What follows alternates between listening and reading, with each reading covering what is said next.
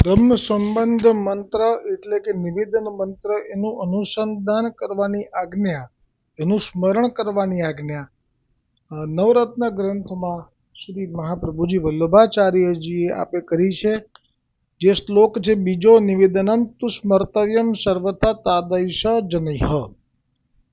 બ્રહ્મ સંબંધ મંત્રનો અર્થ ભગવાન શ્રી કૃષ્ણથી વિખૂટા પડે હજારો વર્ષોનો સમય વ્યતીત થવાથી ભગવાનની પ્રાપ્તિ માટે હૃદયમાં જે તાપ ક્લેશનો આનંદ થવો જોઈએ, તે જેને તિરોધાન થયો છે તેવો હું જીવ ભગવાન શ્રી કૃષ્ણને દેહ, ઇન્દ્રિય, પ્રાણ, અંતઃકરણ, તેના ધર્મો, સ્ત્રી, ઘર, પુત્ર, કુટુંબ, ધન, આલોક અને પરલોક આત્મા સહિત સમર્પણ કરું છું. હું દાસ છું, હે કૃષ્ણ, હું તમારો છું. પ્રભુને સમર્પણ થયા પછીનું જીવન એ તો એક ટૂંકમાં કહી શકાય કે પ્રભુ એમ કહી રહ્યા છે કે જે મારા ચરણે ચિત્ત જોડે છે એ પછી બીજે ક્યાંય આશ્રય ન રાખે. નહીતર જે પેલી કહેવત છે કે બાવાના બે બગડ્યા. બાવાના બે બગડ્યા એટલે શું? બાવા એટલે કે કોઈ ગૃહસ્થ હોય અને એ ઘરના ક્લેશથી કંટાળીને ભગવા કપડાં પહેરીને નીકળી જાય અને એટલે ઘર તો છોડી દીધું, અને પછી જ્યારે એ સંન્યાસનો ભગવો કપડો પહેરીને જ્યાં ને ત્યાં આશ્રમમાં જાય, અને એ આશ્રમમાં ગયા પછી એને સમજાય કે અહીંયા તો સવારે 3 વાગે બ્રહ્મ મુહૂર્તમાં ઉઠવું પડે, 3:30 વાગે, અને આ આખું આશ્રમ સાફ કરવાનો અને જળ ભરી લાવવાનું નદીએથી, અને આટલું બધું વહેલા પછી શિયાળો આવે તો પણ આ જ પ્રમાણે. એટલે એ બધું એવું બધું કઠિન અનુભવ થાય પછી સમજાય કે આ તો બાવાના બે બગડ્યા. કેમ કે હવે એને ત્યાં પણ મન નથી લાગતું. હવે એનું મન ઘરમાં ગયું કે કમસે કમ ઘરમાં તો રાજાની જેમ જીવતો હતો, પણ આ તો નથી હવે ઘરે જઈ શકાતું. કેમ કે ભગવા પહેરીને બધાની સામે નીકળ્યો છું અને હવે અહીંયા તો રહેવાની તો મને શક્તિ જ નથી રહી, કેમ કે આ તો બધું બહુ કઠોર છે નિયમો. એટલે કહ્યું કે એક વખત પ્રભુ કહે છે કે મને સમર્પણ તમે કરી લો છો પછી તમારે બીજા આધાર નહીં રાખવો જોઈએ. એ આ ટૂંકમાં આવશે. શ્રી ગોવર્ધનનાથજી કહે છે કે તમે જો બ્રહ્મ સંબંધ થકી આ મંત્ર કહો, સહસ્ત્ર પરિવત્સરથી લઈને હમણાં જે અનુવાદ કર્યો તે બધું આવ્યું એમાં, તો હવે તમારે આ વાત બરાબર યાદ રાખવી જોઈએ, ભૂલી ન જવી જોઈએ. તો ગોવર્ધનનાથજીના ભાવ છે આમાં. એ આપ કહી રહ્યા છે સ્વયં આપના વૈષ્ણવોને કે મુજ ચરણે ચિત્તને જોડે છે, એ અવર ભરૂસા છોડે છે. મુજ ચરણે ચિત્તને જોડે છે, એ અવર ભરૂસા છોડે છે. પ્રગટે નહીં તૃષ્ણા કે આશા, પ્રગટે નહીં તૃષ્ણા કે આશા, નડશે નહીં માયા ફાંસા, નડશે નહીં માયા ફાંસા. ઊંધું ગાલીને દોડે છે, એ અવર ભરૂસા છોડે છે. ઊંધું ગાલીને દોડે છે, એ અવર ભરૂસા છોડે છે. માનવ હો વૃદ્ધ બાળક નારી, માનવ હો વૃદ્ધ બાળક નારી, એ વાત નથી મેં વિચારી, એ વાત નથી મેં વિચારી. મુખડું સંસારથી મોડે છે, એ અવર ભરૂસા છોડે છે. મુખડું સંસારથી મોડે છે, એ અવર ભરૂસા છોડે છે. એ અવર ભરૂસા છોડે છે, એ અવર ભરૂસા છોડે છે,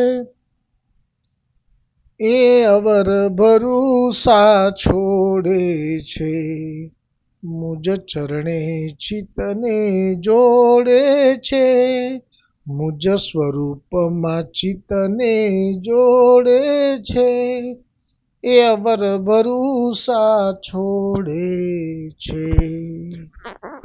એટલે બ્રહ્મ સંબંધનો મંત્રનો જે ભાવ આપણે હમણાં અર્થ વાંચ્યો, એમાં જે સમર્પણ થયું, એ સમર્પણ થયા પછી હવે ગોવર્ધનનાથજી કહે છે કે મુજ ચરણે જે ચિત્તને જોડે છે, કે મુજ સ્વરૂપમાં જે ચિત્તને જોડે છે, એ અવર ભરૂસા છોડે છે. અવર એટલે બીજાના ભરૂસા છોડી દેવા પડે પછી. પણ એમાં કઈ રીતે? તો કહે છે કે પ્રગટે નહીં તૃષ્ણા કે આશા. પ્રગટે નહીં તૃષ્ણા કે આશા એટલે કોઈ પણ જાતની તૃષ્ણા પછી પ્રગટ ના થાય. શા માટે થાય? કેમ કે જે ગોવર્ધનનાથજી પૂર્ણ પુરુષોત્તમને શરણે ગયો અને જે રીતે એણે કહ્યું પોતાના મુખેથી બ્રહ્મ સંબંધ મંત્રના શબ્દોને, કે શ્રી કૃષ્ણ, ભગવાન શ્રી કૃષ્ણને દેહ, ઇન્દ્રિય, પ્રાણ, અંતઃકરણ, તેના ધર્મો, સ્ત્રી, ઘર, પુત્ર, કુટુંબ, ધન, આલોક અને પરલોક આત્મા સહિત સમર્પણ કરું છું.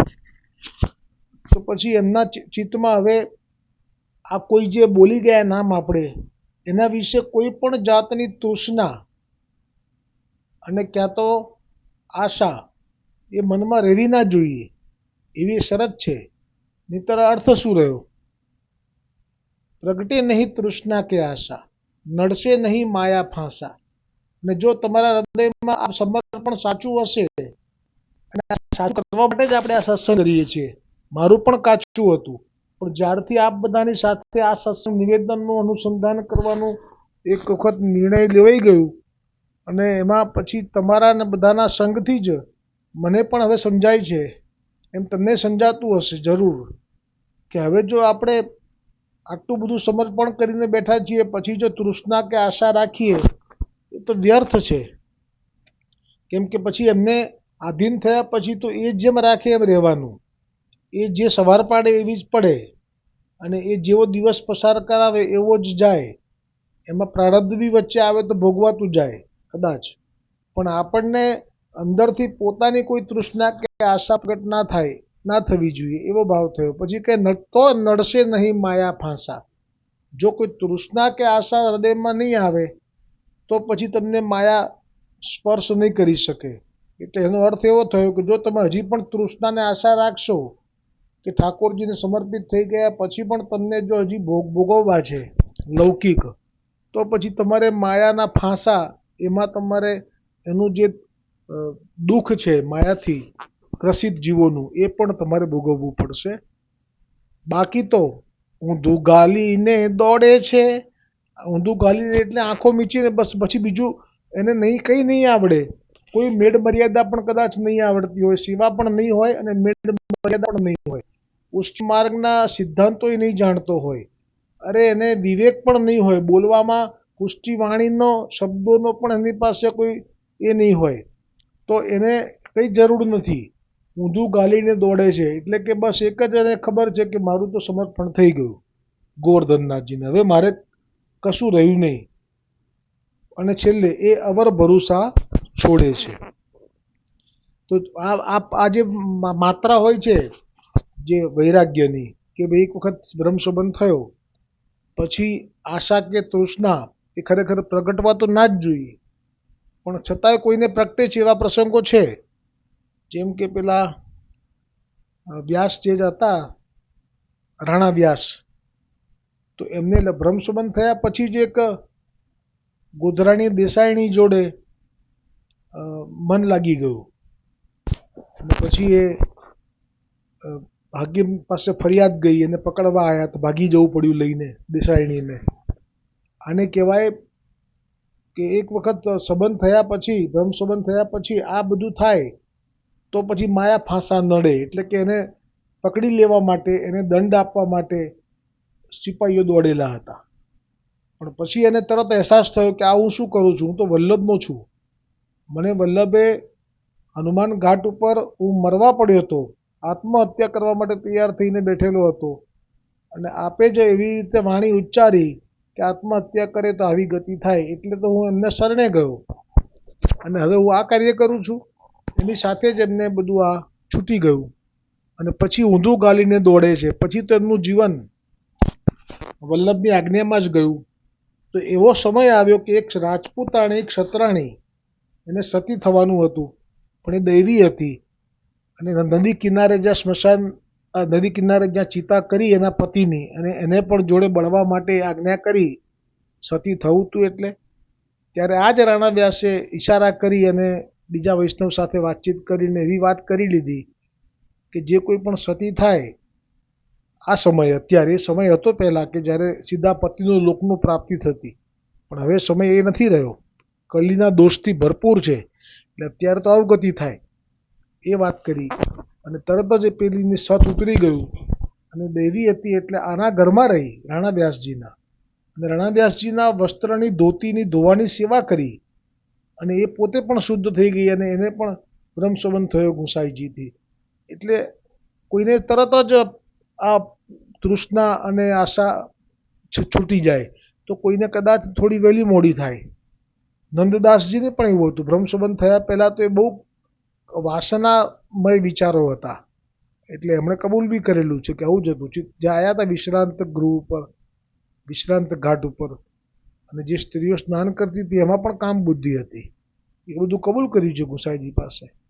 કેમ પેલી જે હતી શ્રીનંદની ક્ષત્રાણી, એની જે વહુ, એની પ્રત્યેનો મોહ થયો હતો એટલે તો એ પાછળ પાછળ આવેલા.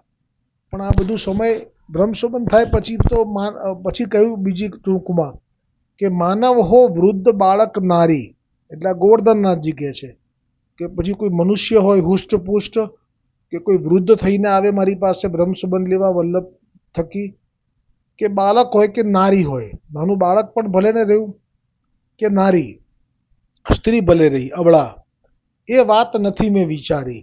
ગોવર્ધનનાથજી કહે છે એ બધું હું વિચારતો નથી કે આ વૃદ્ધ છે કે યુવાન છે, બાળક છે કે નારી છે, પણ મુખડું સંસારથી મોડે છે, એટલે કે હવે એને સંસારમાં આવાગમન કરવું નથી, હવે એને નિત્ય લીલાની પ્રાપ્તિ કરવી છે. આવો જો ભાવ થયો છે તો એને જરૂરથી અત્યારે જ લાભ મળશે, પણ જો હજી પણ ડૂબેલા રહેશે તો આગળ કહ્યું એમ માયાના ફાંસામાં ફસાવવું તો પડશે. આ રીતે આજનો આ બ્રહ્મ સંબંધના અનુસંધાનનો સત્સંગ અહીંયા વિરામ પામે છે. બોલો શ્રી ગોવર્ધનનાથ કી જય, વલ્લભાધીશ કી જય. અને આ બ્રહ્મ સંબંધનો મંત્ર એ ઠકરાણી ઘાટ ઉપર નહીં પણ ગોવિંદ ઘાટ ઉપર પ્રગટ થયો છે. એટલે હું ઘાટનું જે આજથી નહીં બોલાવું, કારણ કે મારાથી અપરાધ તો થયો જ છે. આ તો ગોવિંદ ઘાટ ઉપર બ્રહ્મ સંબંધ આપ્યો છે મંત્ર મહાપ્રભુજીને. એટલે બોલો ગોવર્ધનનાથ કી જય, વલ્લભાધીશ કી જય, ગોવિંદ ઘાટ કી જય હો.